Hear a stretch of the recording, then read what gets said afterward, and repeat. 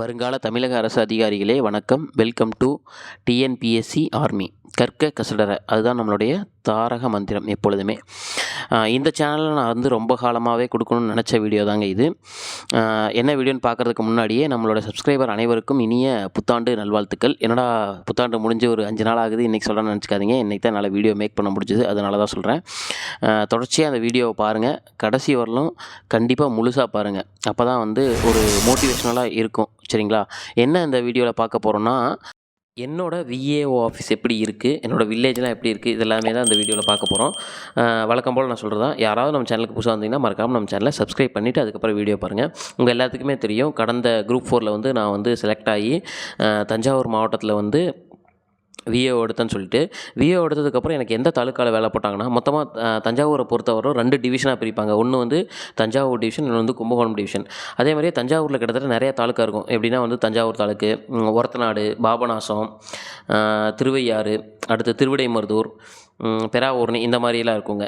எங்களை அக்டோபர் 16ஆம் தேதி கும்பகோணம் ஆர்டிஓ ஆஃபீஸுக்கு கூப்பிட்டுருந்தாங்க. அதாவது கும்பகோணம் டிவிஷனில் தான் எங்களுக்கு ஒர்க்குன்னு தெரிஞ்சிருச்சு. அப்போயே கும்பகோணம் டிவிஷன் கூப்பிட்டு அப்போ இன்னொரு சிவி வச்சுருந்தாங்க. அதாவது நம்ம என்னென்ன சர்டிஃபிகேட்டில் நம்ம கவுன்சிலிங் காட்டுறோமோ அதையவே இன்னொரு டைம் அங்கேயும் கொண்டு வர சொன்னாங்க. அந்த ஒரிஜினல் எல்லாமே கொண்டு போயிருந்தோம். அப்போ தான் எங்களுக்கு திருவிடைமருதூர் தாலுக்கு தான் உங்களுக்கு வேலை அப்படிங்கிற மாதிரி சொல்லிட்டாங்க. உங்களுக்கு கண்டிப்பாக அந்த திருவிடைமருதூருங்கிற பேர் கேள்விப்பட்ட மாதிரி இருக்கும். நம்ம தமிழ் புத்தகத்தில் அதிகமாக படிப்போம். ஒரு புலவர் பிறந்த ஊர் அது என்னன்னு தெரிஞ்சுன்னா மறக்காமல் நீங்கள் கமெண்ட் பண்ணுங்கள். அந்த திருவிடைமருதூர் தாலுக்கில் ஒரு தாலுக்கானா கிட்டத்தட்ட ஒரு 2-3 சரகம் இருக்குங்க. அந்த வகையில் அந்த திருவிடைமருதூரில் கதிராமங்கலம் சரகம் இருக்குது. அதே மாதிரியே பந்தநல்லூர் சரகம் இருக்குது, திருப்பனந்தாள், இந்த மாதிரி நிறையா இருக்குங்க. என்னோடய சரகம் என்னென்னா, அதாவது சரகம்னா பிற்கான்னு சொல்லுவாங்க. என்னோடய பிற்கா என்னென்னா பந்தநல்லூருங்க. இந்த பந்தநல்லூர் அப்படிங்கிற பிற்கால தான் எங்களுக்கு வேலை. அந்த பந்தநல்லூருங்கிற பிற்காவுக்கு கீழே வன்னிக்குடி அப்படின்னு ஒரு கிராமம் இருக்குங்க. எல்லாமே ஒரு காரண பேராக இருந்ததுங்க. நான் போனதுக்கப்புறம் எதனால் அந்த பேர்லாம் வந்திருக்குன்னு சொல்லி நானே யோசித்து பார்த்தேன். அப்புறம் அங்கே இருக்கிறவங்களாம் கேட்டேன். இந்த பந்தநல்லூர் அப்படின்னு வந்ததுக்கு ஒரு காரணம் சொன்னாங்க. அது ரொம்பவே இன்ட்ரெஸ்ட்டாக இருந்தது. அதாவது அது ஒரு பெரிய கதை, நான் ஷார்ட்டாக சொல்கிறேன். சிவனும் அவங்களோட மனைவியும் பார்வதியும் மேலோகத்தில் இருந்தாங்க. அவங்களுக்கு பார்வதி அம்மாவுக்கு திடீர்னு இந்த பந்து விளையாடணுன்ட்டு ஒரு ஆசை வந்துருந்துச்சு. அதனால் அந்த பந்து விளையாடிட்டு இருந்தாங்க. அந்த பந்தை கீழே தூக்கி போட்டத்தில் இந்த மாதிரி ஒரு ஊர் வந்ததுங்கிற மாதிரி ஒரு கதை இருக்குதுங்க. அது எந்த அளவுக்கு உண்மை எதுன்னெலாம் தெரியாது, அது சொன்னாங்க, அதனால் நான் சொல்கிறேன். அதே மாதிரி நான் ஒர்க் பண்ணுற வில்லேஜ் வன்னிக்குடின்னு சொல்லுவாங்க. வன்னிக்குடினா இங்கே வன்னி மரங்கள் அதிகமாக இருக்கிறனால இந்த பகுதி வன்னிக்குடி அப்படின்னு சொல்லுவாங்க. சிவி, அதாவது அப்போ சர்டிஃபிகேட் வெரிஃபிகேஷன்லாம் முடிஞ்சதுக்கப்புறமே எங்கள் பழைய விஓ, அதாவது இதுக்கு முன்னாடி அங்கே ஒர்க் பண்ணுற விஓ எல்லாருமே வெல்கம் பண்ணாங்க. இந்த மாதிரி வாங்கப்பா உங்களை ஆஃபீஸ் கூப்பிட்டு போகிறேன்னு சொல்லிட்டு அவங்களே எங்களெல்லாம் சாப்பாடு வாங்கி கொடுத்துட்டு நேராக தாலுக்கா ஆஃபீஸ் கூப்பிட்டு வந்தாங்க. தாலுக்கா ஆஃபீஸில் லெட்டர் கொடுத்தோம். அங்கே தாசில்தார் நாங்கள் லெட்டர் கொடுத்துட்டு அப்படியே அன்றைக்கே வில்லேஜில் போய் ஜாயின் பண்ணிட்டாங்க. அன்றைக்கே ஃபஸ்ட் நாளில் ஆஃபீஸ்க்கே போயிட்டு இனிமேல் இந்த கிராம கணக்கெல்லாம் நீங்கள் தான்ப்பா பார்க்கணும்னு சொல்லிட்டு அவங்களே அவங்க அந்த கணக்கை எங்கிட்ட கொடுத்து ஃபோட்டோலாம் எடுத்து அது அந்த நாள் செம்ம வைப்பாக போச்சுன்னு வைங்களேன். அப்போயே நான் வீடியோலாம் மேக் பண்ணணும்னு நினச்சேன். அப்புறம் அப்படியே நம்ம ஒர்க் பண்ணுற டென்ஷனில் அதெல்லாம் எதுவுமே தோணிருக்காது. சும்மா ஃபோட்டோஸ் மட்டும் எடுத்து வச்சுட்டு அப்படியே விட்டுட்டேன்.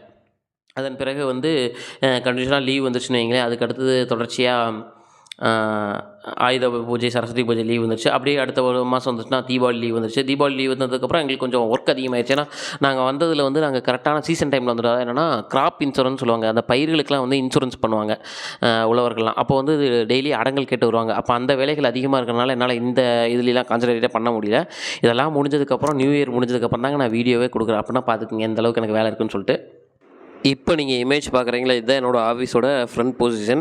இதுக்கு எப்படி போகிறேன்னா, இப்போ பந்தநல்லூர்லேருந்து போகிற ரூட் தான் நான் காமிக்கிறேன். ஃபஸ்ட்டு போகிறப்போ இனிஷியலாக நம்ம எல்லாத்து ஊர் மாதிரி ஓரளவுக்கு சிட்டி மாதிரி தான் அங்கே இருக்கும். ஆனால் இனிஷியலாக இந்த பாலத்துக்கு அப்புறம் வந்துட்டோம்னு வைங்களேன், நீங்கள் எங்கே பார்த்தாலும் எனக்கு தெரிஞ்ச வயலாகவே தான் இருக்குது. இதெல்லாம் கொஞ்சம் பக்கத்தில் கொஞ்சம் முன்னாடியெலாம் வீடெல்லாம் இருக்குங்க. ஆனால் ஒரு கிலோமீட்டர் உள்ளே போயிட்டோம்னு வைங்களேன், எனக்கு பந்தநல்லூர்லேருந்து கரெக்டாக 3 கிலோமீட்ரு. அதில் ஒரு கிலோமீட்டர் உள்ளே போயிட்டோம்னா ஃபுல் அண்ட் ஃபுல் சுற்றியுமே வயலாக தாங்க இருக்கும். பயங்கர க்ரீனிஷாக இருக்கும். எனக்கு எங்கள் ஊர்லேருந்து பார்க்குறதுக்கு இதெல்லாம் ரொம்பவே வித்தியாசமாகவே தான் இருக்கும். நீங்களே பாருங்களேன், கண்ணு கெட்டின தூரம் வரலுமே வயல் தான் இருக்கும். அதே மாதிரி குளம், நான் என் ஆஃபீஸுக்கு பின்னாடியே இப்போ நான் காட்டுறேன்ல இந்த குளம் இருக்குங்க. இந்த குளத்துக்கு தாமரை குளம்னு சொல்லுவாங்க. எனி டைம் இதில் தண்ணி வற்றவே வற்றாதுன்னு சொல்லி சொன்னாங்க. பயங்கர பெருசாக இருந்தது. கிட்டத்தட்ட நம்ம ஏரியாவில் ஏரி அளவுக்கு இருந்ததுன்னு வைங்களேன், ரொம்ப பெரிய அளவில் தான் இருந்தது. இந்த குளம் அப்படியே ஆஃபீஸுக்கு பின்னாடி இருக்குன்னு வைங்களேன். நான் இப்போ ஸ்லோவாக போகிறேன். இதுதான் என் ஆஃபீஸ்க்கு பின்னாடி இருக்க குளம். நான் இருக்கிற ஏரியாவுக்கு பக்கத்துலேயே ஒரு சின்னதாக ஒரு சுடுகாடு மாதிரி இருக்கும். அதை ஒட்டியே தான் என் ஆஃபீஸு. இதுதாங்க என் ஆஃபீஸு. என் ஆஃபீஸ் வந்து ஃப்ரண்ட்டு இப்படி தான் இருக்கும். ஆனால் உள்ளே வந்து ஆக்சுவலி வந்து இங்கே 3 விஏஓவுக்கு சேர்த்தி அதாவது 3 விஏஓவுக்கு சேர்த்தி ஒரே ஆஃபீஸ் இருக்குங்க. இப்போ வந்து புதுசாக கட்டிகிட்டு இருக்காங்க என்னோடய வில்லேஜ். அது வரலும் இந்த இடத்துல வந்து இருந்துக்கலான்னு சொல்லியிருக்காங்க. இந்த இடத்துல தான் இப்போதைக்கு நாங்கள் யூஸ் பண்ணிகிட்ருக்கோம். இன்னும் ஒரு 3 மந்த்ஸ் ஆர் 4 மந்த்ஸ் ஏப்ரலுக்குள்ளே வந்து நான் வேறு ஆஃபீஸ்க்கு ஷிஃப்ட் ஆயிடுவேங்க. என் ஆஃபீஸ்க்கு ஃப்ரண்ட்டு பார்த்தோம்னு வைங்களேன், கண்ணு கெட்டின தூரம் வரல வயல் மட்டும் தான் இருக்கும். வேறு எதையுமே உங்களால் பார்க்கவே முடியாது. அப்படியே பின்னாடி போனோன்னா நான் ஆல்ரெடி சொன்ன மாதிரி இது இருக்குங்க, குளம் இருக்குது. சரி, நம்ம உள்ளே எப்படி இருக்குன்னு சொல்லி பார்க்கலாம் வாங்க. இந்த ஆஃபீஸ் வந்து மொத்தம் 3 விஏஓவுக்கு சேர்த்து ஒரே ஆஃபீஸுங்க. அதாவது ஒரு இ சேவை மையம். எங்களோட விஏஓ கட்டடம் வந்து வேலையாகிட்டு இருக்குது. அது வரலும் நாங்கள் இப்போதைக்கு இங்கே இருக்கோம் தற்காலிகமாக. 3 வில்லேஜ், திருமங்கைச்சேரின்னு ஒரு வில்லேஜ், சயனாபுரம்னு சொல்லி ஒரு வில்லேஜ், அடுத்து வன்னிக்குடி, அதுதான் என்னோடய வில்லேஜ். இது எல்லாத்துக்கும் சேர்த்து 3 பேத்துக்கு சேர்த்து ஒரே ஆஃபீஸ். ஆனால் வந்து தனித்தனியாக 3 ரூம் இருக்கும். இது வந்து என்னோடய ரூம். இங்கே தனியாக எனக்குன்ட்டு சொல்லிட்டு ஒரு ட்ராவ் இருக்கும். அது இல்லாமல் ஒரு பீரோ கொடுத்துருப்பாங்க. ஏன்னா நிறைய புக்ஸ் வந்து மெயின்டைன் பண்ணுற மாதிரி இருக்கும். இதுதான் வந்து என்னோடய டேபிளுங்க. இந்த திங்ஸ் எல்லாமே நான் வந்து ஊர்லேருந்து நானே எட்டு வந்ததுன்னு வைங்களேன். இந்த திங்ஸ் எல்லாத்துக்குமே சின்ன சின்னதாக ஒரு குட்டி குட்டியாக ஒரு வரலாறு இருக்குது. இந்த புத்தர்ஸை வந்து என் ஃப்ரெண்டு விக்னேஷ்கரவன் கொடுத்தான். அப்புறம் இந்த அசோக சக்கரம் அந்த இது வந்து என் ஒய்ஃப் ஜெயந்தி கொடுத்தாங்க. அந்த பென் ஸ்டாண்டு ஒரு ஃப்ரெண்டு வாங்கி கொடுத்தான். எல்லாமே நான் வேலைக்கு போகணுன்னு சொன்னதுக்கப்புறம் எல்லாமே குட்டி குட்டி திங்ஸ்லாம் கொஞ்சம் கிஃப்ட் பண்ணாங்கன்னு வைங்களேன். இதுதான் என் ஆஃபீஸுங்க. அந்த பீரோக்குள்ளே தான் வந்து எல்லா புக்ஸுமே வச்சுருப்போம். நான் ஆல்ரெடி சொன்ன தாமரைக்குளம் இது தாங்க. அதே மாதிரியே நமக்கு எவ்வளோ ஒர்க் டென்ஷன் இருந்தாலுமே இந்த ஆஃபீஸ்லேருந்து வீட்டுக்கு போகிற டிஸ்டன்ஸில் நம்ம எல்லா விஷயத்தையுமே மறந்துடுவோங்க. அவ்வளோ சூப்பராக இருக்கும். நான் ஒரு வேளை சிட்டியில் இருந்துட்டு இதெல்லாம் பார்க்குறதுக்கு எனக்கு புதுசாக இருக்கா என்னன்னு தெரில. பட் இந்த டைமில் ஒரு சாயந்தரம் டைம்லலாம் நான் வந்து ஆஃபீஸ் முடிச்சுட்டு வீட்டுக்கு வர்றப்ப செம்ம ரிலாக்ஸாக போகணும் வைங்களேன். என்னதான் வேலையில் எல்லா வேலையிலுமே டென்ஷன் இருக்குங்க, இல்லைன்னு சொல்ல முடியாது. ஆனால் என் வேலையில் இருக்கிற இந்த டென்ஷன் வந்து இந்த வழியிலேயே எனக்கு காணாமல் போயிடும். இதெல்லாம் நான் ஏன் இவ்வளோ நேரம் உங்களுக்கு சொல்லிகிட்டு இருக்கேன்னா, ஒரு வேலை கிடச்சதுக்கப்புறம் நம்ம லைஃப் அப்படியே மாறுங்க. நம்ம ஆஃபீஸு, அதே மாதிரி அங்கே அந்த கொலீக் கூட பேசுகிறது, இவ்வளோ நாள் நம்ம பட்ட கஷ்டம்லாம் இதுக்கு முன்னாடி எதுவுமே இல்லைங்க. உண்மையிலுமே சொல்கிறேன், அந்த சேரில் போய் நான் உட்காந்து அடுத்த செகண்டே எனக்கு இவ்வளோ நாள் பட்ட கஷ்டம்லாம் எனக்கு பெருசாகவே தோணவே இல்லை. அதே மாதிரியே நீங்கள் எல்லாருமே உழையுங்கள். உங்கள் உழைப்பை எந்த அளவுக்கு நீங்கள் டிஎன்பிஎஸ்சி நோக்கி தர்றீங்களோ அதே அளவுக்கு உங்களுக்கு வாழ்க்கை மாறும். நானும் இதே மாதிரி எப்படா எக்ஸாம் வரும், இப்போயாவது பரவாயில்ல, நான் கோவிட் டைம்லலாம் 2 வருஷம் என்னடா பண்ணுறது, நான் வேலையை விட்டு வந்து நின்றுட்டோமே அப்படின்னு சொல்லி எவ்வளோ ஃபீலிங்கோடு இருந்திருக்கோம். அது எல்லாத்துக்குமே மாற்றமாக நான் ஒரு வேலைக்கு போனதுக்கப்புறம் இப்போ எனக்கு அந்த தொலைந்து போன நாட்களை பற்றிலாம் பெருசாக எந்த கவலையுமே இல்லை. நீங்களும் தொடர்ச்சியாக படிங்க. கண்டிப்பாக 2024 கண்டிப்பாக எக்ஸாம் வந்துடும்.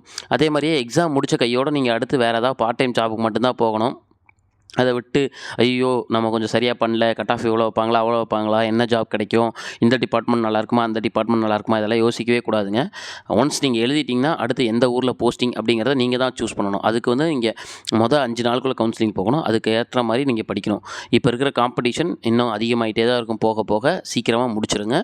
இதெல்லாம் முடிச்சுட்டு நீங்களே ஒரு சிறந்த அரசு அதிகாரியாக நம்மளோட யூடியூப் சேனல் சார்பாக ஒரு மனமார்ந்த வாழ்த்துக்கள். அதே மாதிரியே இது முதல் மாத சம்பளம் நான் எப்படி ப்ரிப்பேர் பண்ணேன், இது எல்லா வீடியோஸுமே தொடர்ச்சியாக நான் கொடுத்துட்ருக்கேன். ஆனால் வந்து முன்ன சொன்ன மாதிரிலாம் என்னால் மாதம் ஒரு 5-6 வீடியோ இந்த ரேஞ்சு கொடுக்குறதே பெரிய விஷயம் தான். எனக்கு ஃப்ரீயாக இருக்கிற டைம்லாம் கொடுக்கணும். அது 10 வரைக்கும் இப்போ எலெக்ஷன் வேறு வரப்போகுது, அடுத்து ஜமாபந்தி இப்படியே போயிட்டே தான் இருக்கும். அதனால் ஃப்ரீயாக இருக்கிற டைமில் மட்டும்தான் வீடியோ கொடுக்க முடியும். தப்பாக நினச்சிக்காதீங்க. தொடர்ச்சியாக நம்ம சேனலை ஃபாலோ பண்ணிகிட்டே வாங்க.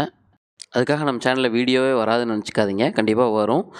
பொறுமையாக அவ்வளோ நேரம் இந்த வீடியோவை பார்த்ததுக்கு மிக்க நன்றி. அதே மாதிரி இந்த வீடியோ உங்களுக்கு பிடிச்சிருந்துன்னா மறக்காமல் லைக் பண்ணிட்டு உங்கள் டிஎன்பிஎஸ்சி படிக்கிற ஃப்ரெண்ட்ஸுக்கு இதை ஷேர் பண்ணுங்கள். நன்றி, வணக்கம். வாழ்க தமிழ், வெல்க தமிழ்.